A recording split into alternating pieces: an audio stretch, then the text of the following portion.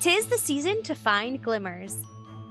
Join us as we break script to find the glimmers and the triggers in Hallmark movies and The Way Home.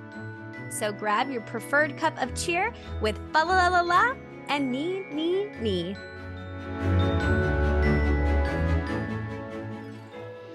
Welcome back to the Breaking Script podcast with Lala and Nini. I'm Lala. And I'm Nini. And I cannot believe we are on episode 9. Almost there. Episode 9 of The Way Home, season 1. However, we do have to say there's a major trigger warning with this episode. Yes. So, I mean, let's just talk about the title is The Day Music Died. So just be aware that this one, I would say this one more than any of the others, right? Like this is the most shocking. Yes, this one has, I think, the most amount of things unfolding all at once. Yes. So for someone, especially if you're someone like me, I don't know what it is. Do you notice that I feel like there's a large population of people that have a lot of grief around the holidays? Like it tends to coincide with holidays. It really does. Or it just highlights or brings the grief to light. I don't know, but you're right. It's sad because the holidays should be a time of joy, celebration, all the cheesy Hallmark feels, but it sometimes has the opposite effect. Exactly. So if you feel like this is too much for you today, because it is the themes of death will be a part of today. And that's something even our family's dealing with. We had to put a dog down this weekend. It was horrible. So I get it if this is not something you can do today. I also, again, would highly recommend, I know we've mentioned it before, but I cannot recommend enough, the Grief Recovery Handbook. But even more so than that, especially when you're grieving, you have to slow down. I don't think people always realize that there's very physiological effects that come with grief, like the not being able to think clearly, or you feel like you're moving in slow motion and you're like, is this grief? Is this depression? You're in that in between. You can't tell. It's a good time to slow down. So again, cannot recommend more highly Heidi Mills Soul Care 75 workbook. We'll link it below. But if you are not ready to get that workbook, that's okay. She has a free Facebook group. And I did this last year. She launched it for the first time at the beginning of the year. So I was in her inaugural group. And you guys, I cannot even tell you how much it changed my life. It gave me a place.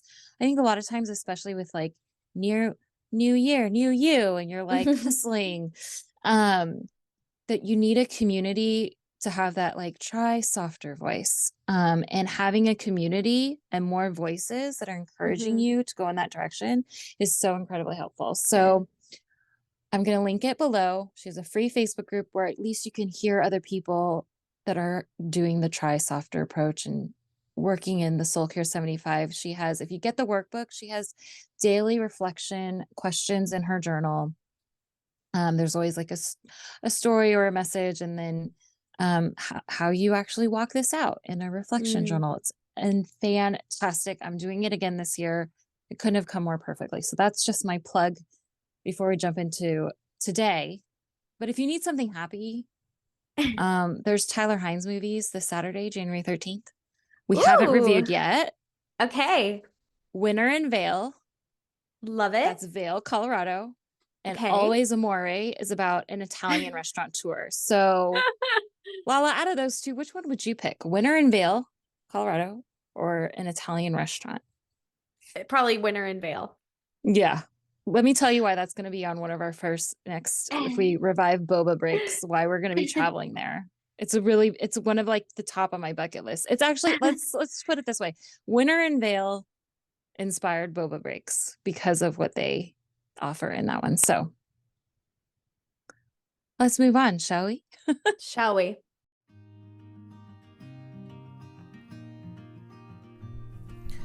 Well, here we go with episode 9, where Alice says goodbye to the past, knowing she needs to make a life in the present, and Kat tries to stop her father's death, and Dell revisits memories in a new light.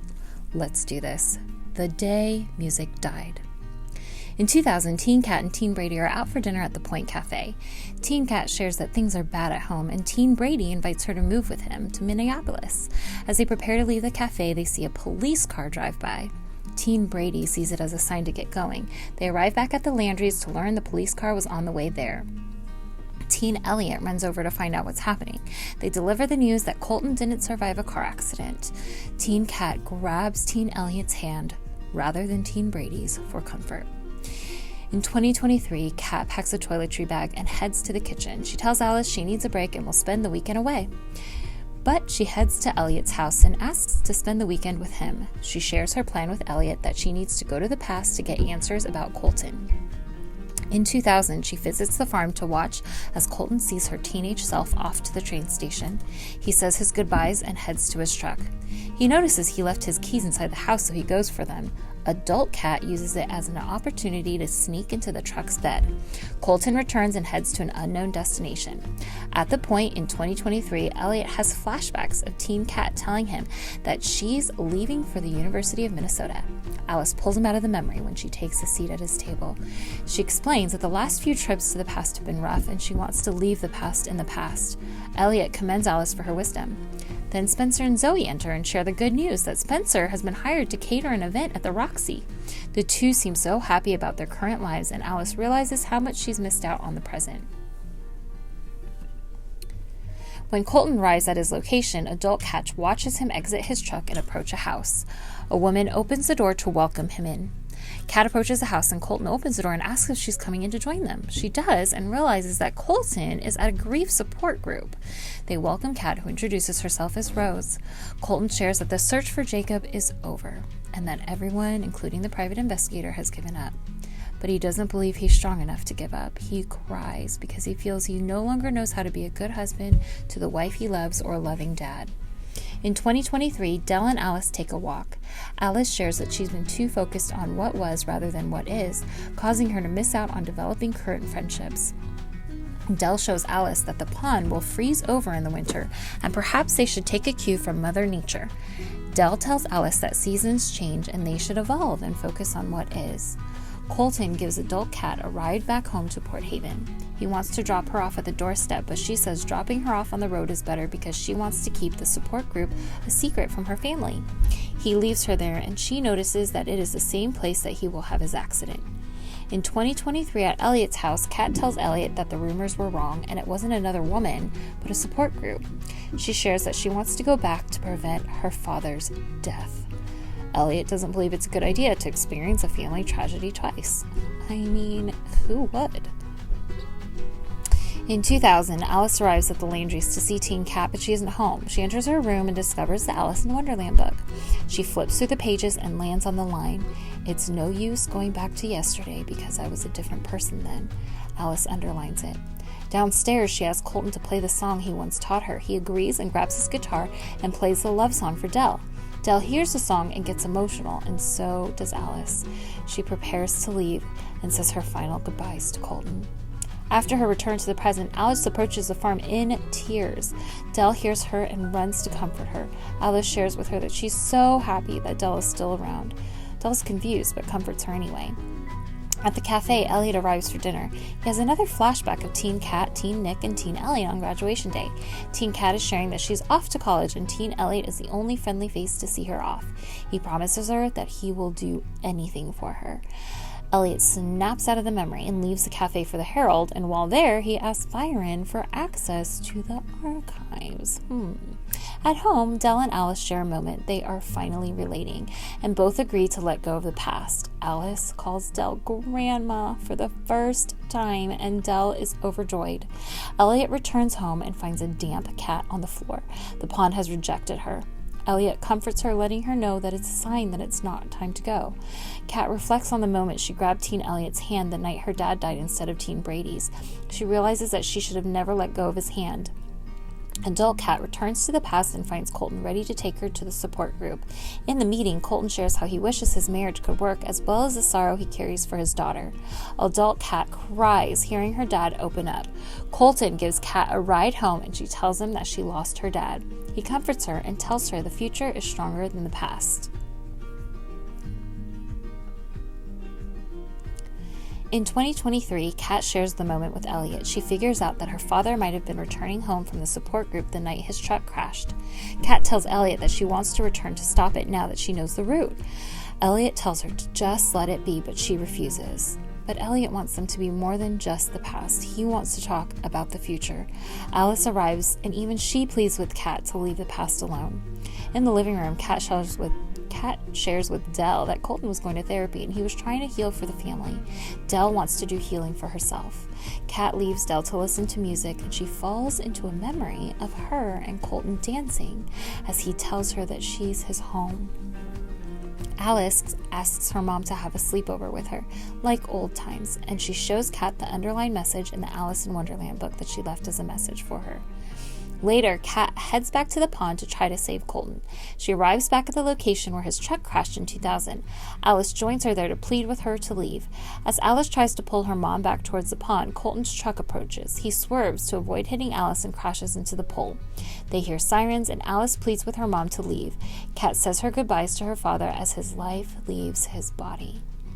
Meanwhile, Elliot reads through the archives where it says the police saw two women running through the woods during the time of Colton's fatal crash.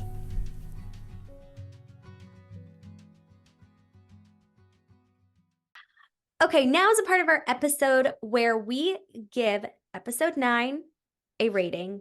And like every week, Nini, what is this episode rated in your mind? How many bobas do you give it? I mean, literally, I know it has a trigger warning, but it's literally 100 out of 10 because of how brilliant the writing and how I much they know. pack into like every minute. Seriously, this has the most movement, the most story flow that we've seen, Yes. I think, all season. I have like 2 ratings. Oh, Heartbreak. This is so yeah, heartbreaking. So like it's a 1 because it breaks your heart, but it it's is so good. true. It's a 10. But Yeah. you know, grief and joy can be poured from the same cup. Like Amen. this is such a good movie good show and a great episode that gives you all the feels, but it is an emotional roller coaster that For you've got to get sure. on. Yeah. For sure. Huge emotional roller coaster. In fact, that's how I start off. Our first of the 4 segments is Home Sweet Home, where we talk about glimmers and what we love, and we break down some of the romantic and family relationships. Um, I start off this segment by talking about how brilliant the writing is within the first minute. Mm, So, within the first minute of this episode, you go from Kat not being present and you realize like things are so bad at home yeah. that you can see how Brady's love bombing is attractive because Yeah. Well, she's he feels like her brokenhearted. knight. Yeah. Yeah. He's Yeah. gonna, I think he even said whisk her away. Exactly. And that's exactly Yeah. what he does because her parents were such strong supports and such great role models and they were so connected. And so that pushes her towards Brady and takes, so she accepts his love bombing as love. And then you hear sirens and you don't know if those Mm. sirens are for her house. It turns out it is. And she's like, oh, I think they might have found Jacob. And you're like, what? Oh my goodness. And then all of a Yeah. sudden, like the next minute you drop. It's like, you're going up the roller coaster. And then it's like this, like Hmm. straight down, zero gravity. Yeah. I This don't was know if that's the hard. right terminology, but what? Hard stop. But not only that, okay, first of all, when there's this hope and Elle says that he was in the loft looking at the snow moon, so he doesn't know what happened. Like I think it's just so interesting that Kat runs home and she's like, Elle, do you know what's happening? Such a weird dynamic. Anyway, but what? I love that they did where it's like the sound. I love what they do with the visuals, the Yeah.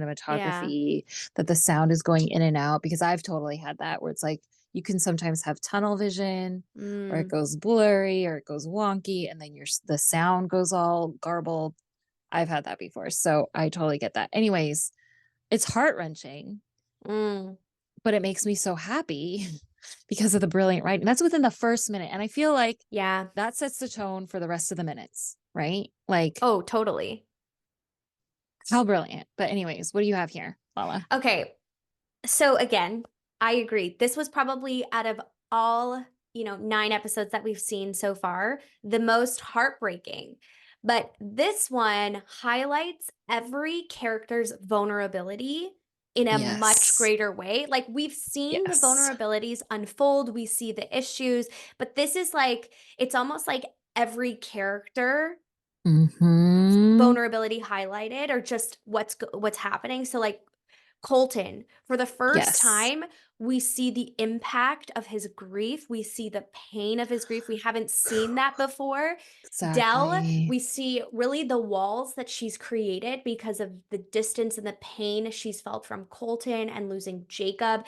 Elliot, feeling like Kat is only with him because they share the past and he doesn't want to be Mm, that person to her. He wants to be totally. someone that shares her future. Like he's still in this high school, he wants to get out of that high school Elliot, but he's Totally. realizing that he still is that to Kat. I mean, Kat, you see the need to have a father in her Ugh, life that yes. that was taken away from her and the grief that she has in those Mm. moments when she was sitting in the truck with her dad.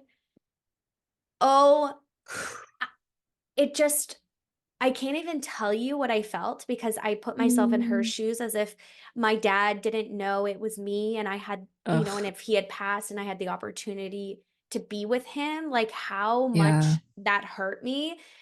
And then lastly, Alice's grief that you really Yeah. understand that she's grieving this life that she saw. She was able to see this life that they had Yeah. before tragedy.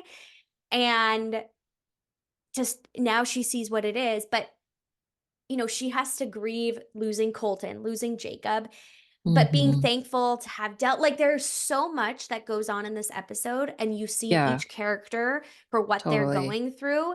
Brilliant Totally. writing. And Oh it my happened so gosh. fast. Yeah. It's so fast. Every minute. I mean, I'm I meant to say probably my largest segment, like this entire episode is a surprising detour. Like Totally. that's where most of my content is in. Me too. But exactly like what you were saying here to highlight like glimmers and relationships are my number two. I broke it up into three categories because like my number two was definitely Kat connecting with her dad as an adult and being Oh, both being vulnerable in a grief group. yeah. Like, isn't that what we all so long for? And as parents Yes. and children, we often miss one another because we don't know how to be. There's it changes as children grow up and it's shifting of how you can be vulnerable with one another because understanding shifts and that's what we're longing for. Like just even to hear, this part got me in that grief group. How Kat got to hear the words she needed to hear. And you see that Yes. glimpse of like this is how parents and children miss each other because parents feel this way, but it's not necessarily expressed, or the children don't necessarily understand what they're expressing. Mhm. When she gets to hear how amazing she is, and he literally says that Kat is the best of both of them, both him Mm. and Dell. Val. Um, and then out of that vulnerability, it ends up that Kat, the adult, is the one who ends up encouraging Colton to tell Dell and Kat the Yeah. truth in the 2000s. And I mean, again, with the brilliant writing, I love when things come full circle. I feel like it's a Mhm. very Asian thing too. Where he says, he shares with the group, like, I will, and maybe that's the way back home. And boom, we have the title mentioned. I Anyways, know. I just love that. Um, and then my third is just like, we'll cover more of this actual content in the surprising detours, but my third was just pointing out the fact that when you talked about how each character's vulnerability was shown in this episode, I totally agreed. And then I realized, oh my gosh, some of it is shown through Alice's maturity and her relationship with each one. It's shown with her Mm. having a bonding moment with Dell and then her having a bonding moment with even Elle. Elle Yeah. having like this real fatherly role. Like you Mhm. see them bonding more as like like Elle's taking on a parental role really more than a teacher Mhm. role. Um and then Colton, who is in grief, and I would say Alice is also in grief too because she bursts into tears at the end. Like she encourages Colton to play the song that he wrote for Mm-hmm. Dell and they played MacDowell. together. Like, oh my goodness. So anyway, I just thought that it was so beautiful that they used Alice's bonding relationship with each one. And not only that, but then the cherry on top is that we get to see Alice asking for bonding time with her mom in present day. Like, I need you now, not the best friend mom that I had Yeah. with that sleepover. Mm-hmm. Like I need you now. I miss my mom Yeah. now. Like, ugh. And that's when they show the underlying quote, which we're gonna get to in surprising detours. But anyways, that's all I have there. Are we ready to move on? Let's do it. Okay, so surprising detours is where we talk about surprises. And usually this is a section in our regular breaking script segments of Hallmark movies where we talk about unhealthy behaviors or coping mechanisms. I mean, so where do we even start with the Okay, surprises? Because the well, entire episode is surprises. Dell bringing Alice to the pond and Thank saying, you. literally saying, it's a whole other world down there. I'm like, what do you know? We need to talk about this in the way we see it in theories, But right? no, I know. But what we do learn is obviously something that we haven't thought about, but just common sense Exactly. that the pond freezes over. And I that mean, means they won't be able to time travel soon. And there's already ice forming, and Dell says this beautiful quote about taking cues from the seasons, about changing and things like that. But Alice realizes, okay, she only has a limited amount of time left to go yeah, back. totally.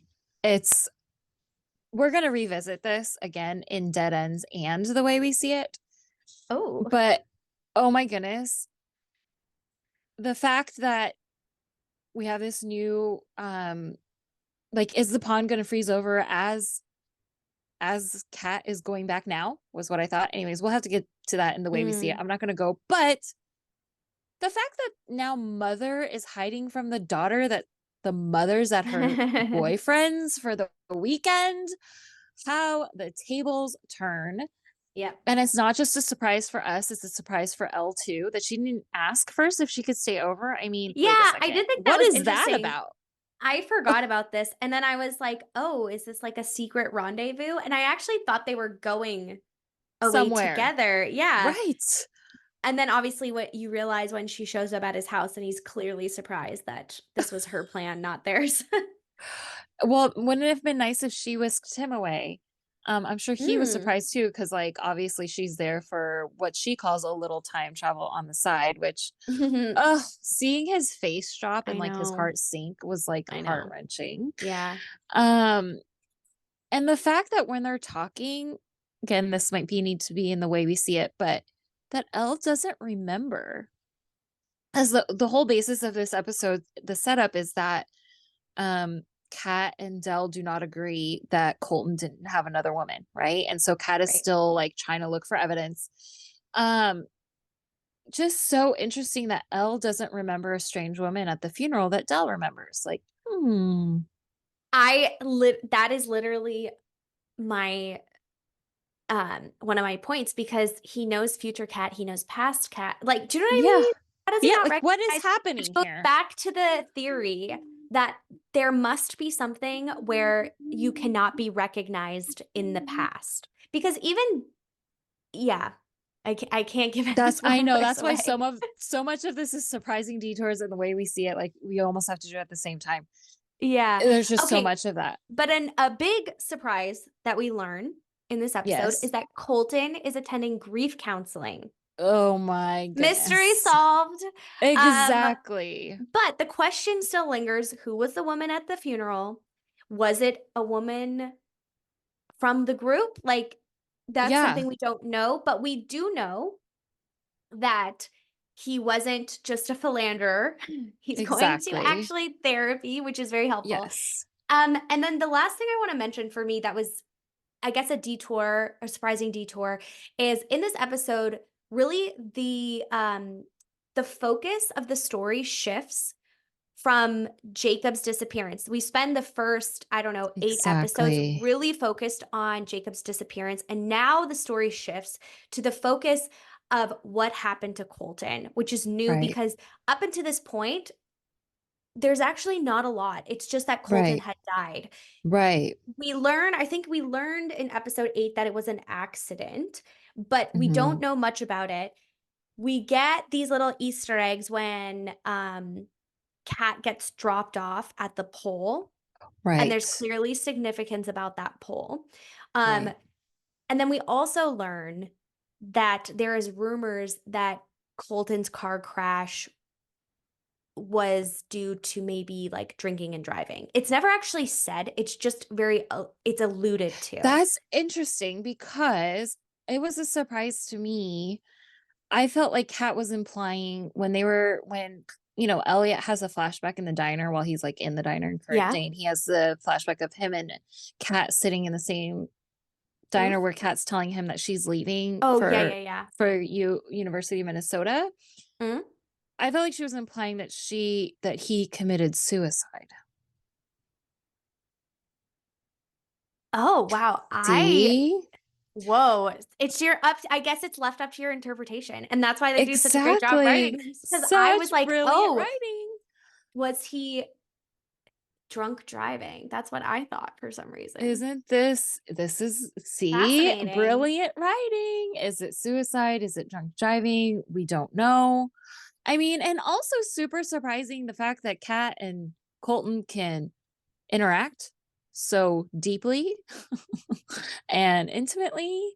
Um, that's a huge surprise. And not only Mm, that, but then Alice gets to tell him that she has a daughter. Like, yeah. phew. Oh my goodness. But what else do we need to talk about? Because that's when I think it was surprising to me that both Elle and Alice were in agreement and both really upset with Kat that she wasn't letting the past go. Okay, I want to talk about this. And I don't know where this belongs, probably in what I didn't like, but since you brought it up. Okay. Sure. Okay. The beginning of the episode, Hmm. Alice is sitting with Elliot at the diner. And or maybe it's at school. I don't exactly know. But essentially he says something about her going back, and she said along the lines of like, I want to leave the past in the past. Like I want to leave things the way that I Yeah. remember them as good. And he made it seem like, oh, well, you don't want any regrets. And he almost puts this Yeah. idea of going back in her Yeah. mind, but Yeah. yet he doesn't do that to Kat. And that seems suspicious to me. Why can't you just let Alice let it go and not go back? He almost manipulated her into feeling like she was Hmm. missing out. Right. And he was like, oh, you're wise beyond your years. But it felt very like Confusing. confusing. Yeah. Yeah. It could be a form of manipulation, Like, why did he want Alice was gaslighting. prepared to never go back? Because he knew she had one more trip, because he knew that she was at the funeral. That's how I took it. Like he's telling her that because he knows, because he has the list and he's checking it off. He knows that she has one more visit. And that's why he told Kat, like, you have to tell her. She only has one more visit. She goes to the funeral. But Kat never ends up telling her. But That's why why does I think he did it. Like that mm, he doesn't want Alice to regret not being there for Kat at the funeral. okay, so it's less ominous than I'm making it out to be. But it could be that we have to do it in the way we see it, because it could be taken as ominous, right? This is how brilliant the writing is. I think there's just so much of it because of the fact that that whole interaction and him wanting to leave the past in the past, but then at the Hmm. same time, and we don't know what he's looking for. Right? He's frantically searching, goes to Byron, which we find out Byron's going to Marrakesh, which is like a little Yeah. surprise. Why do we care about that? I don't know. Will we care about that in season 2? We'll find out. But Elle is frantically searching the archives for something, and he's clearly not telling Kat what he's searching for, because when she comes back and she's happy, he's like, it interrupts his frantic searching. There's something in February, clearly, that he says he can't find. So why is he doing all that? Like, why is he like he's in the same position that Kat's in. Like, dude, you're doing the same thing. You can't be giving her Yeah, such a hard time because you're literally doing the same thing. I know. Granted, you're not time traveling to do it, but you're doing the same thing, I right? know. Like, I think that was the biggest thing for me. And this is like the third time I've watched it. So it was like, he's upset with Kat for time traveling. He even says to her, like, hey, we'll find out the answers in another way. But wouldn't that be just as unhealthy as time traveling? Because you're literally Mhm. doing the same thing. Like, it's the Yes. same unhealthy behavior. It's just manifesting in a different way. It's like having a different addiction. Um, anyways, that was my thing with the surprising detours. And the fact that she tried all day in the pond wouldn't let her go. And that's the first time that it happened to Kat, and Kat didn't know that that's happened to Alice before. That was surprising to me. That Yeah. they wouldn't have talked that through before. Mm. Like, don't you think that's weird? They've been doing this for some time. Yeah. Like, why wouldn't Elle have told her that before? Like, that just makes no sense. And then I think the one, I mean, we can keep going, but there's two more. I think the thing that really surprised me was when, um, you know, Elle gets mad at her about being in the past, but then she starts to be in the present. And yet she's talking about the past, about how she took Elle's hand the day her dad died. Yeah. And he's like, you couldn't think clearly that night. And then he realizes, like, how could you be thinking clearly now? Yeah. That Mm. threw me off a little bit. Mm-hmm. That whole scene was just a little bit of like what's happening here? And Yeah. what's going to happen? And what is Elle's real role? Anyways, that's going to be the way we see it. But did you have something to say there? Sorry. No, no, I'm finished with surprising detours. Okay. My last one we have to bring up is when which I think this is perfect into, it really is like the way we see it and not just surprising detours. So maybe we should just cover it there. But it's when Del sees Colton. Let me save it for the way we see it. We'll just Okay. move on. Okay, sorry. Okay, dead ends is what we didn't like. And today I have a rare plot hole and continuity issue. Okay. Because usually that's the segment we call Oi with the poodles already. And we don't usually have the rare plot hole. We don't usually have plot holes or continuity issues, but You know what's so funny? I have a plot hole. Or yeah, two. go for it. You go first. No, mine is probably not as well, mine is just an observation that we Okay. are on episode 9. And one thing I don't think we've really talked about is how people are not more alarmed that Kat and Alice are always wet. This is Like, I true. know they're like, when Alice shows up at Del and Colton's place when Kat, teen Yeah. Kat is not there, and they're like, "Oh, go dry your hair." Like, why is no one suspicious that she's always wet and Kat's Yes. always coming back wet? And like, how did adult Kat, who time traveled back to the 90s, go to grief counseling sopping wet and somehow dry? It's winter. It's They don't so have pneumonia by now? Like, I that seriously. it kind of hit me, I think, specifically when they said, "Oh, Alice, why are you all wet?" And I'm like, "Yeah, Yeah. why is nobody really, like, clued into this?" They are always Why like, aren't we "Oh, you're saying all this wet. more? Go change." Like, Yeah. Yeah. yeah. Yeah. Because Alice gets clothes from Elle, but Kat's not getting clothes from anyone. Like, what's happening here? No. I agree. I agree.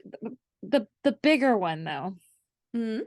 is the pond freezes over, guys. Mm. It's February. It's winter. At what point does the pond freeze over? She says it freezes solid. And they're in February? How Yeah, did I miss that? Okay, well, this they're is in supposed to be February. where is this supposed to be again? Nova Scotia? Yes. Mm. Okay, it is a much milder climate in some areas of the Maritimes than it is, like, in Toronto. But when That's would what it I've freeze heard. over? Well, that could be. I'm just gonna do a little research Look here. at this Toronto girl doing her researching. Let's say they live in Halifax.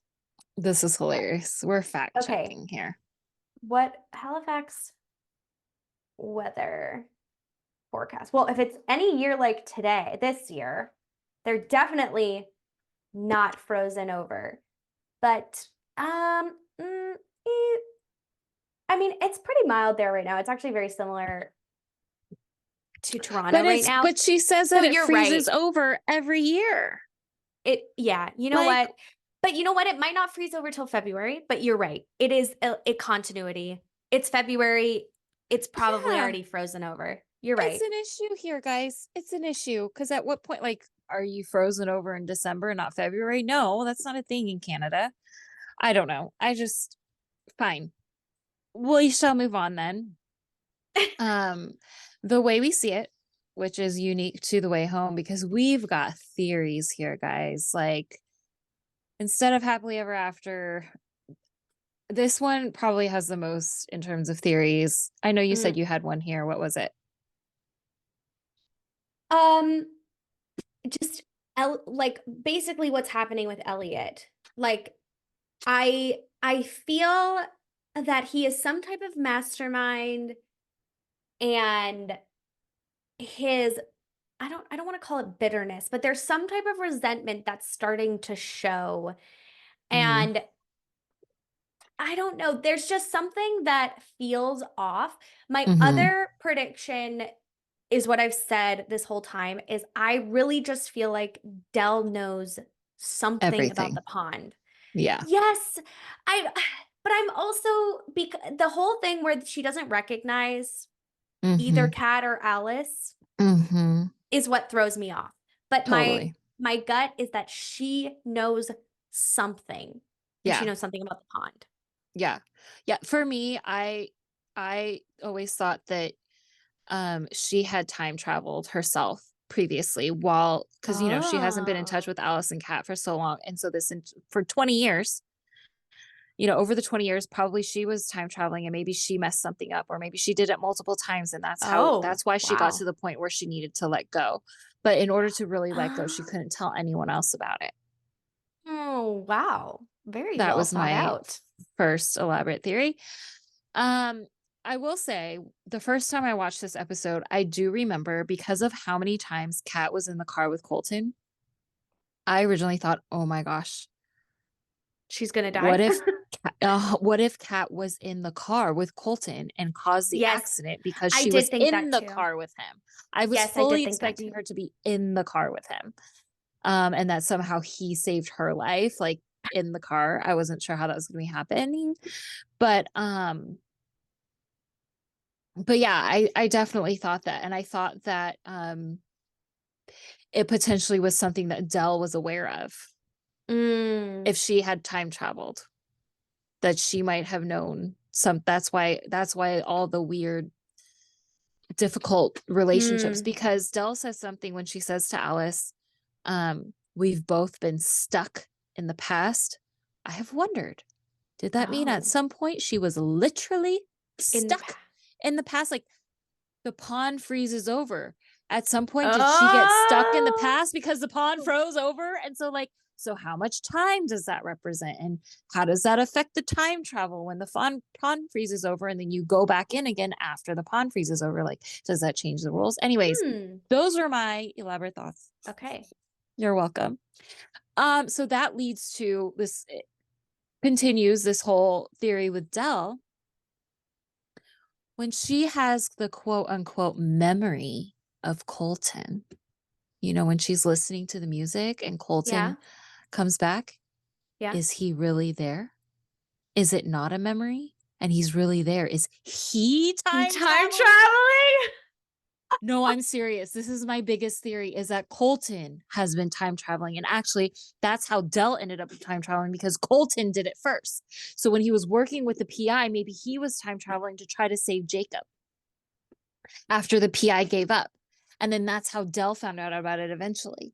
And then so anyways, when he Oh, says, yeah. when he kisses Wow. her and says, "I've got to go." Uh, okay. Yes.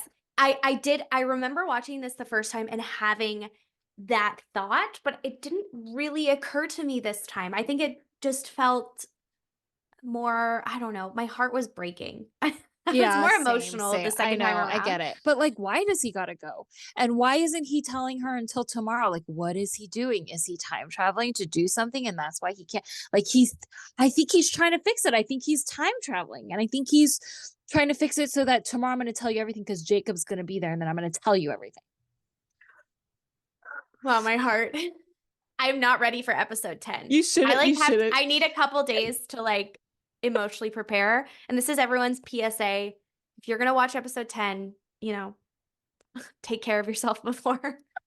It's a huge cliffhanger. It's a huge cliffhanger. You're not going to be happy. We're only a few weeks away. We're only a few weeks away. You need to watch the Tyler Hynes movie after. Just be prepared for what movie you're going to watch afterwards to calm down. Yes. Yeah, because even Colton mentions the snow moon, which I actually didn't know what a snow moon was. Did you? No. Snow moons are in February. That's why they're called snow moon. Full moons in February called snow moons. That is your one new thing you learn every day. So with that, I think we could move on to our final thoughts or a favorite quote. Do you have a favorite quote from today, Lala? Yeah, I actually have two, and they were both from the car ride when Colton is driving Kat home from the grief counseling session. And he says to her, the weight of loss has to make you stronger, which I thought is really pretty. And he also said, our future is stronger than our past. It's our legacy. And I thought that was good reminders and just a really, I don't know, solid words from a dad to his daughter. I thought that was really sweet. I love it so much. Thanks for joining us. Be sure you don't want to miss episode 10. Again, prepare yourself. And I can't believe like the anticipation in our home is like out the wazoo for season 2, January 21st. We'll let you know our schedule, but can't wait to have you guys join us. Thanks for joining us for the Breaking Script podcast. Make sure you subscribe on the platform that you use to listen, and we'll see you again next time. Bye. Bye.